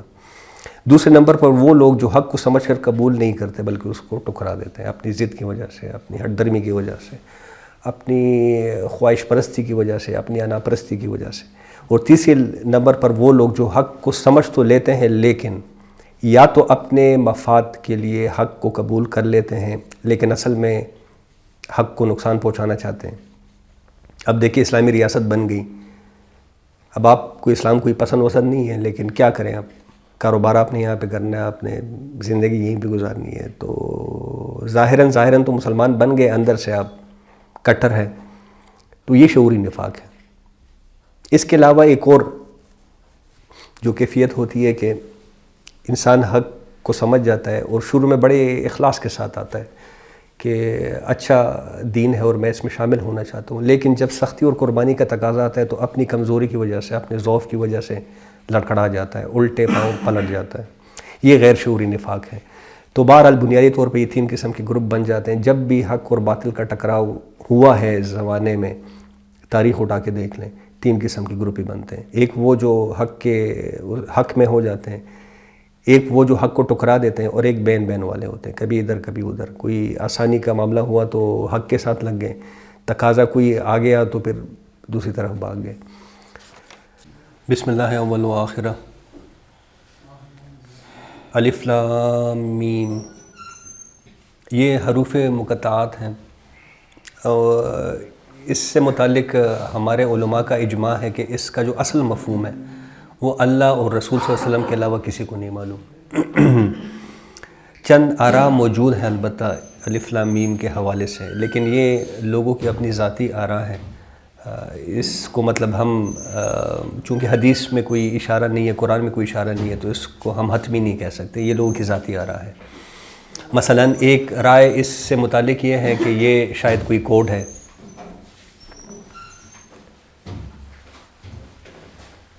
جس طرح کوئی امپورٹنٹ میسیجنگ جب ہوتی ہے تو اس کے ساتھ کوڈنگ ڈی کوڈنگ والا معاملہ ہوتا ہے، تو کچھ لوگوں کی رائے یہ ہے کہ یہ جو الف لام میم ہے یہ دراصل ایک کوڈ ہے جس سے یہ اندازہ ہوتا ہے نبی کریم صلی اللہ علیہ وسلم کو کہ یہ واقعی صحیح سورس سے یہ میسج آیا ہے۔ یہ ایک ذاتی رائے ہے، بہرحال آپ کے سامنے میں نے رکھ دی۔ اس کے علاوہ عبداللہ بن مسعود رضی اللہ تعالیٰ عنہ، جس کو حبر الامہ بھی کہا جاتا ہے، ان کے مطابق یہ جو الف لام میم ہے یہ دراصل اس سے بنتا ہے ان اللہ اعلم، کہ میں اللہ جانتا ہوں، ان اللہ عالم۔ اور ان کا کہنا یہ ہے کہ الف لام میم ہے چونکہ تو الف انا سے پہلا لفظ لے لیا گیا ہے، اللہ سے درمیان کا لفظ یعنی کہ لام لے لیا گیا ہے، اور عالموں سے آخری لفظ یعنی کہ میم لے لیا گیا، تو یہ الف لام میم بن گیا۔ تو اس سے بنتا ہے ان اللہ عالم، میں اللہ جانتا ہوں۔ لیکن یہ عبداللہ بن مسعود رضی اللہ عنہ کی اپنی رائے ہے، اور باقی واللہ عالم، اللہ ہی جانتا ہے کہ اس کے صحیح معنی کیا ہیں۔ ذالک الکتاب لا ریب فیہ، یہ وہ کتاب ہے جس میں کوئی شک نہیں ہے۔ اس کو الکتاب کس لیے کہا گیا؟ کہ قرآن کی پیشن گوئی سابقہ کتابوں میں بہرحال موجود ہے، انجیل میں بھی موجود ہے اور تورات میں بھی موجود ہے، اور اس صورت میں اصل روئے سخن سابقہ امت یعنی کہ یہود کی طرف ہے، تو الکتاب کہا گیا کہ یہ وہ کتاب ہے جس کو تم ڈھونڈتے پھر رہے ہو، تمہارے سامنے ہی ہے یہ کتاب۔ تو ذالک الکتاب، ذالک کتاب نہیں کہا بلکہ ذالک الکتاب کہا گیا، یہ وہ کتاب ہے یہ وہ موعود کتاب ہے جس کی پیشن گوئی تورات اور انجیل میں موجود ہے، لا ریب فی، اس میں کوئی شک نہیں ہے۔ اب یہ ریب کا جو لفظ ہے اس سے متعلق بھی ایک بات ذرا آپ نوٹ کر لیں کہ عام ترجمہ اس کا یہی ہوتا ہے کہ اس میں کوئی شک نہیں ہے، مطلب ریب کو شک کے معنوں میں لیا جاتا ہے، حالانکہ یہ جو شک کا لفظ ہے یہ بھی عربی مستعمل ہے، قرآن مجید میں شک بھی استعمال ہوا ہے، انہم کانوا فی شک مریب، کہ وہ ایک گمراہ کن شک کے اندر مبتلا ہے۔ اب سوال پیدا ہوتا ہے کہ پھر ریب اور شک میں فرق کیا ہوا؟ اب دیکھیں، ریب کی حقیقت کسی شے سے متعلق کوئی وہم یا شائبہ ہونا جس کا بعد میں ازالہ ہو جائے، یہ ریب کی صحیح تعریف ہے اگر آپ لغت میں پڑھیں۔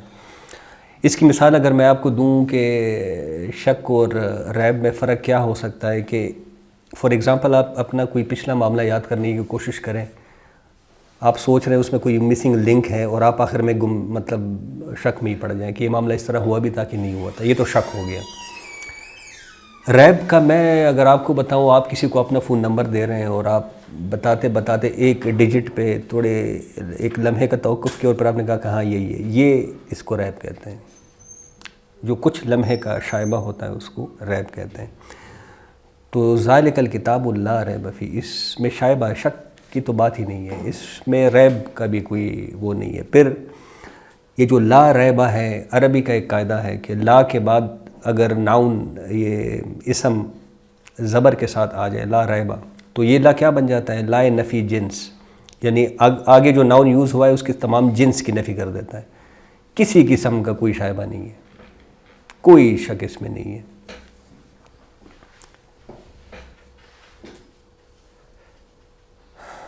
اچھا، یہ فی ہے جو ہے ذالک الکتاب لا ریب فیہ ہے، یہ لا ریب فیہ ہے کے ساتھ بھی جڑ سکتا ہے، اور آگے فی ہے ھدی للمتقین کے ساتھ بھی اس کو معانقہ کہتے ہیں اصل میں، دونوں طرف مل سکتا ہے، فی ہے ھدی للمتقین کے ساتھ جوڑنا چاہے تو ادھر جوڑ دے۔ تو یہ ہدایت ہے اہل تقوی کے لیے۔ اہل تقوی سے کیا مراد ہے؟ جو بچنا چاہیں۔ کس چیز سے بچنا چاہیں؟ اللہ کے غضب سے بچنا چاہیں، اللہ کی ناراضگی سے بچنا چاہیں۔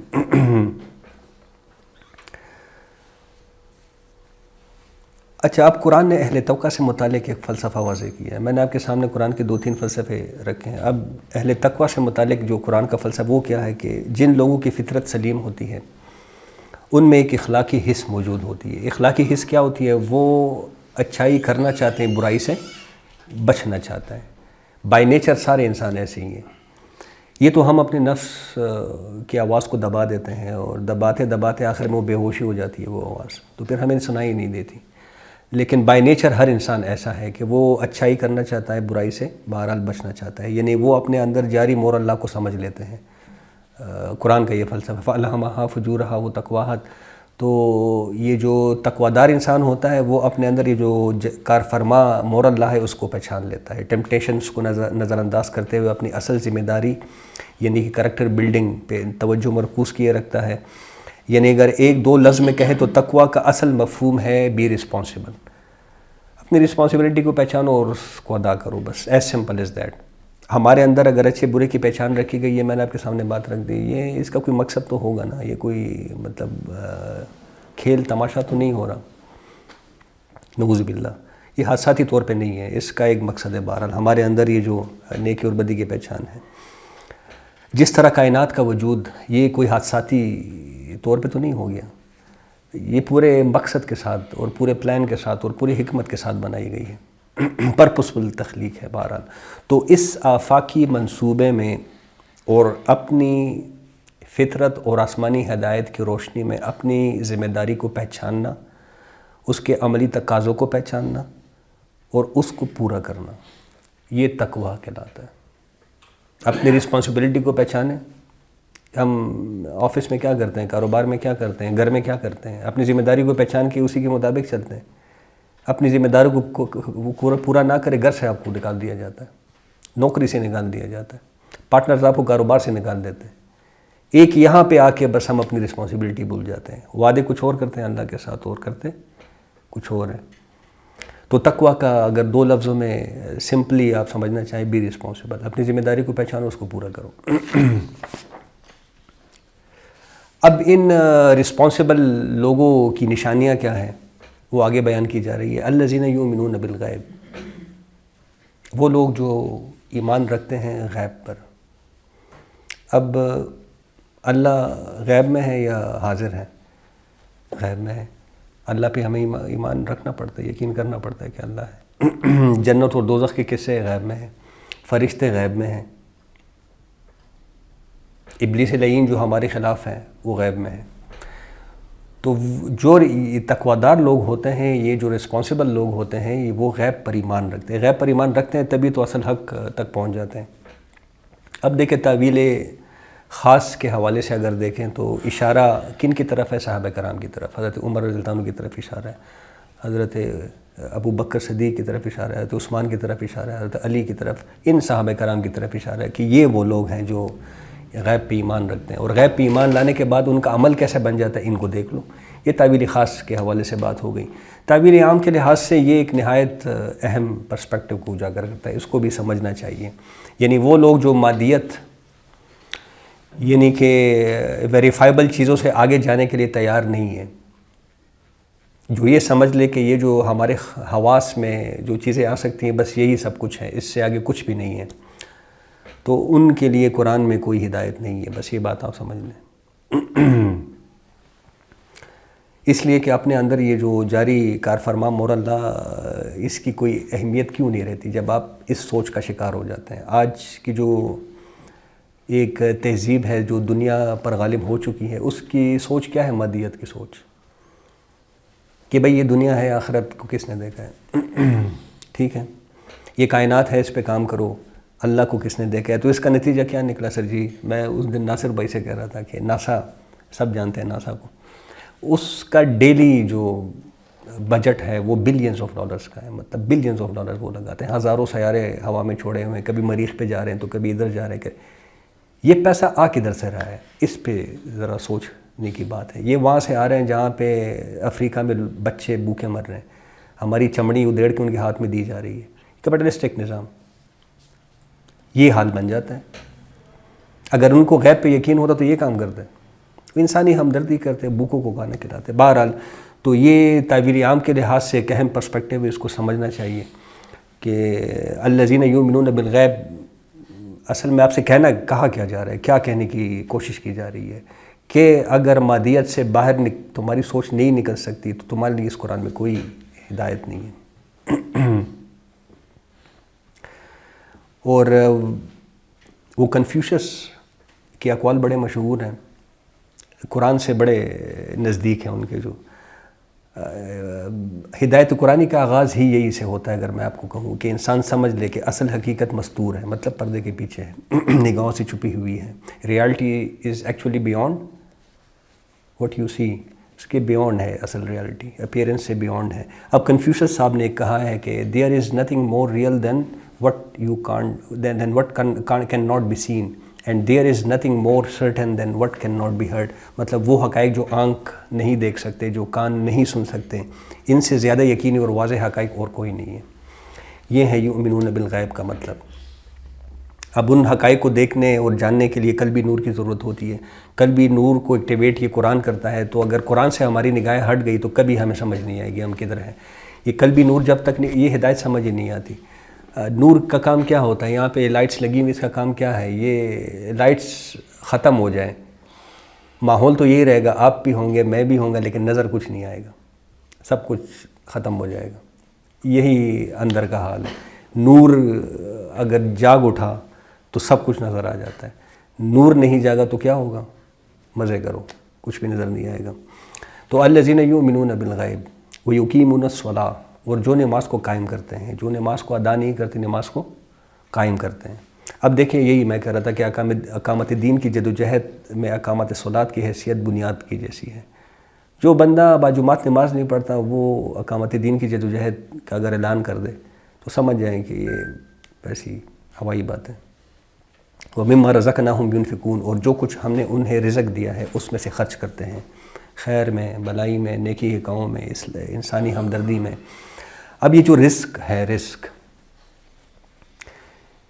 اس میں دیکھیں مال، اولاد، اس کے علاوہ اپنی جان، اپنی صلاحیت ہے، وقت یہ جو ہمیں ملا ہے 60 سال کی زندگی، 70، یہ سب رزق میں آتا ہے۔ تو وہ ان سب میں سے خرچ کرتے ہیں جو ہم نے ان کو رزق دیا۔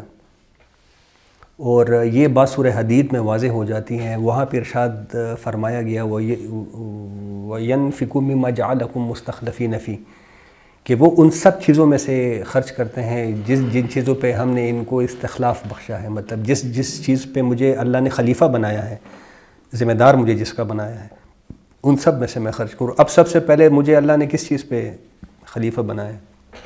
یہ جو میرا 5-6 فٹ کا جسم ہے، سب سے پہلے تو اس پہ مجھے خلیفہ بنایا ہے، تو میں اپنی صلاحیتیں اللہ کے راستے میں خرچ کروں، میں اپنی محنتیں اللہ کے راستے میں خرچ کروں۔ پھر اگر میں نے کچھ دولت کما لی، میں اس کو بھی اللہ کے دین کے لیے استعمال کروں۔ پھر میرے اگر مال اسباب ہیں، اس کو بھی میں، بات یہاں سے شروع ہوتی ہے۔ اللہ آپ سے نگد بات کرتا ہے کہ بھئی میدان میں آنا ہے تو اترو میدان میں۔ ہم نگد کو چھوڑ کے کہتے ہیں کہ نہیں، پہلے ہم باطل نظام سے اور سودی نظام سے کما لے تو اس کو، پھر اللہ کو تمہارے سودی پیسوں کی ضرورت ہے۔ یہ بالکل گمراہ کن خیالات ہیں۔ تو وَمِمَّا رَزَقْنَاهُمْ يُنْفِقُونَ، جن چیزوں میں جو چیزیں تمہیں رزق کے طور پہ دی گئی ان سب میں سے خرچ کرو۔ سب سے پہلے تمہارا یہ جو 6 فٹ کا قد کا وہ ہے، جسم ہے، اس میں سے خرچ کرو۔ لَعَلَّكُمْ تَتَّقُونَ، یہ کس لیے ہے؟ تاکہ تم تقوی، وہی پہ بات آ جاتی ہے۔ مطلب یہ جو سورہ حدید کی میں بات بتا رہا ہوں، جہاں پہ یہ بات کر لی گئی کہ استخلاف جس چیز پہ بخشا ہے اس کو خرچ کرو، آگے بات تقوی سے جوڑ دی ہے کہ بی رسپانسبل، بار بار یہ بات بتائی جا رہی ہے کہ بی رسپانسبل۔ تو وَمِمَّا رَزَقْنَاهُمْ يُنْفِقُونَ وَالَّذِينَ يُؤْمِنُونَ بِمَا أُنزِلَ إِلَيْكَ وَمَا أُنزِلَ مِن قَبْلِكَ، اور وہ لوگ جو ایمان رکھتے ہیں اس پر بھی جو اے نبی صلی اللہ علیہ وسلم آپ پر نازل کیا گیا، اور اس پر بھی جو آپ صلی اللہ علیہ وسلم سے پہلے نازل کیا گیا۔ یہ ایک بہت اہم حقیقت ہے، اس کو بھی سمجھنے کی ضرورت ہے۔ عام طور پہ ہمارا کیا خیال ہے کہ تورات اور انجیل، اسرائیلیات جو ہے، اس کو نہ پڑھنے کی ضرورت ہے، نہ اس کا کوئی فائدہ ہے۔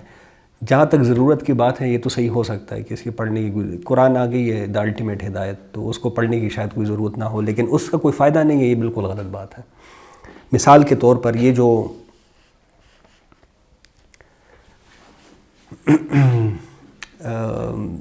انبیاء کرام کی زمانی ترتیب ہے، کرونالوجیکل آرڈر جو ہے انبیاء کرام کا، یہ ہمیں کہاں سے پتہ چلتا ہے؟ اسی طرح انبیاء کے جو واقعات ہیں، ہمیں یہ اسرائیلیات سے ہمیں پتہ چلتا ہے، تورات میں اس کا ذکر ہے۔ قرآن میں تو کبھی عیسیٰ علیہ السلام کا ذکر ہو گیا، تو کبھی نوح علیہ السلام کا ذکر ہو گیا، کبھی ابراہیم علیہ السلام کا، تو یہ اس کے بڑے فائدے ہیں۔ ہاں، انجیل اور تورات کی کوئی بات قرآن پہ حجت نہیں بن سکتی، حجت قرآن ہے ہمارے لیے، بس دس از اٹ، اس کا فائدہ ہے بہرحال پڑھنے کا۔ اور دیکھیں قرآن میں ہی مطلب یہ جو پہلے نازل کی ہوئی کتاب ہے، اس سے متعلق بڑی امپورٹنٹ آیت ہے کہ یا ایھا الذین آمنوا آمنوا باللہ ورسولہ والکتاب الذی نزل علی رسولہ والکتاب الذی انزل من قبل، کہ جو کتاب نبی کریم صلی اللہ علیہ وسلم پر اتاری جا رہی اس پر بھی ایمان لاؤ، اللہ کہہ رہا ہے، اور اس سے پہلے جو کتاب نازل ہوئی اس پر بھی تم نے ایمان لے کر بہرحال آنا ہے۔ ہم جانتے ہیں کہ وہ اپنی اصل شکل میں اس وقت موجود نہیں ہے، اس کو بھی دیکھ لیں، تورات کو بھی دیکھ لیں، اس میں تحریفات ہو چکی ہیں دنیا بلا کی، اور انجیل کو اگر دیکھ لیں، یہ ہم نے انٹروڈکشن میں کل کچھ اس کو دیکھ لیا طرح سے۔ تو والذین یؤمنون بما انزل الیک وما انزل من قبلک وبالآخرۃ هم یوقنون۔ اب یہ بڑے ایک اور امپورٹنٹ پوائنٹ آ گیا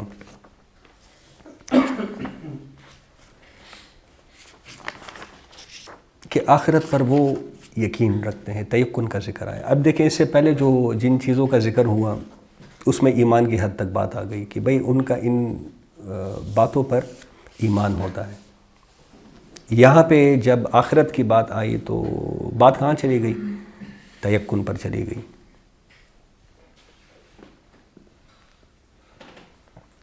یہ کیوں؟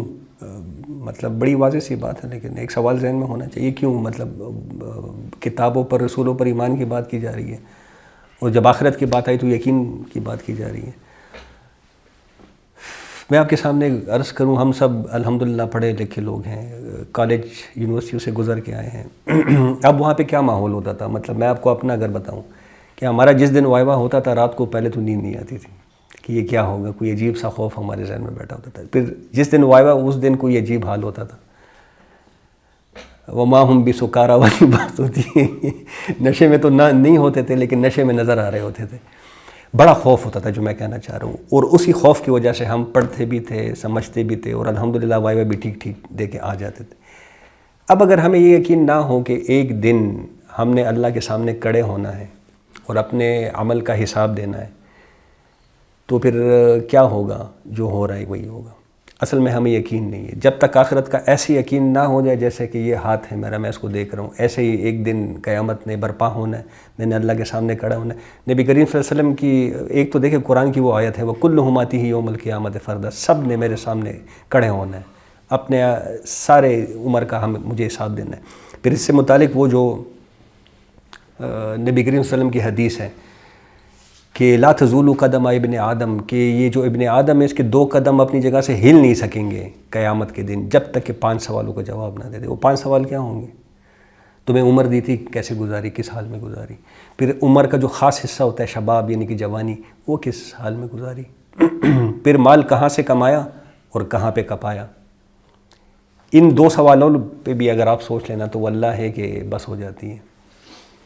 مطلب اب دیکھیں مال کہاں سے کمایا اور کہاں پہ کپایا؟ اگر حرام سے کمایا اور حلال میں کپایا کوئی وہ رخصت نہیں ہوگی، سیدھا جہنم۔ حلال سے کمایا اور حرام پہ لگایا، سیدھا جہنم۔ ہاں حلال سے کمایا، حلال پہ لگایا، پھر حساب شروع ہوگا کہ اب حساب دو کیسے کیسے لگایا۔ تو بس ادھر یہ بندہ پھنس جاتا ہے۔ اور آخری سوال کیا ہوگا کہ جو علم حاصل کیا اس پر عمل کتنا کیا؟ تو اکثریت کا حال تو ہمارے سامنے ہے، لِمَ تَقُولُونَ مَا لَا تَفْعَلُونَ۔ قرآن کا علم کس کے پاس نہیں ہے آج؟ مطلب میں تو اکثر لوگوں سے، دنیا دار لوگ ہوتے ہیں ان سے بات کرتا ہوں، وہ مجھے حیران کر دیتے کہ یار اس کو تو مجھ سے زیادہ پتہ ہے، لیکن عمل دیکھو وہی جو سب کر رہے ہیں۔ یہ کیوں؟ یقین نہیں ہے۔ یقین ہوتا تو یہ حال ہمارا نہ ہوتا۔ تو بہرحال یہ جو ایک اہمیت میں واضح کرنا چاہ رہا تھا۔ اچھا اس میں یہ ایمان کا لفظ آیا ہے تو ایمان کے لفظ کو بھی ذرا دیکھ لیں۔ یہ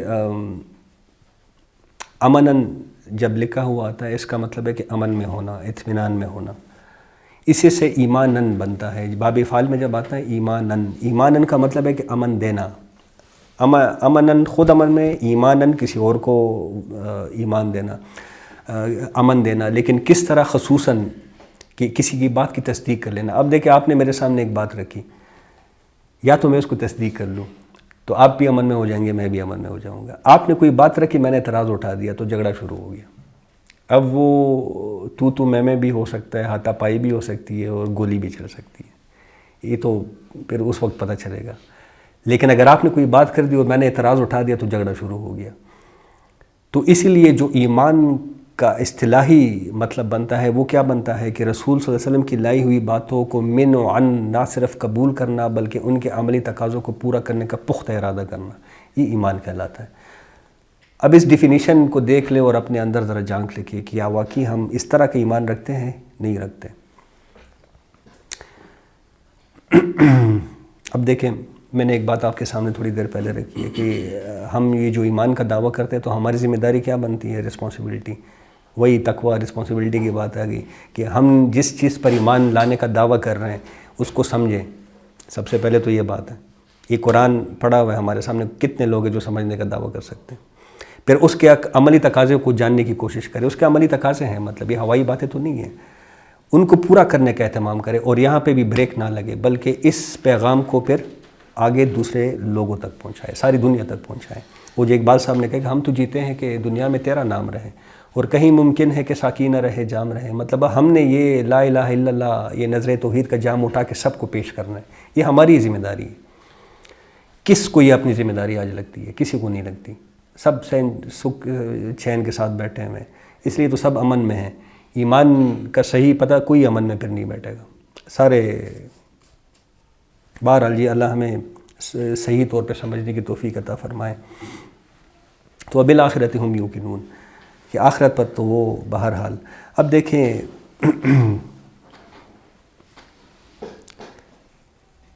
ہر نماز کے بعد ہم آیت الکرسی پڑھتے ہیں،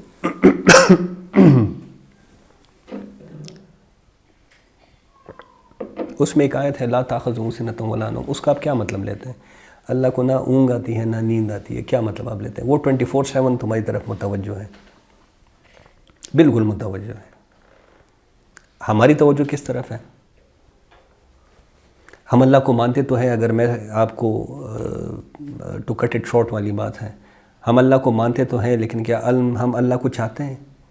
اللہ کو چاہتے تو ہمارا تو مطلب ہمارے محنتوں کا، ہمارے ہر چیز کا رخ اللہ کی طرف ہوتا ہے، ہمارا رخ تو دنیا کی طرف ہے۔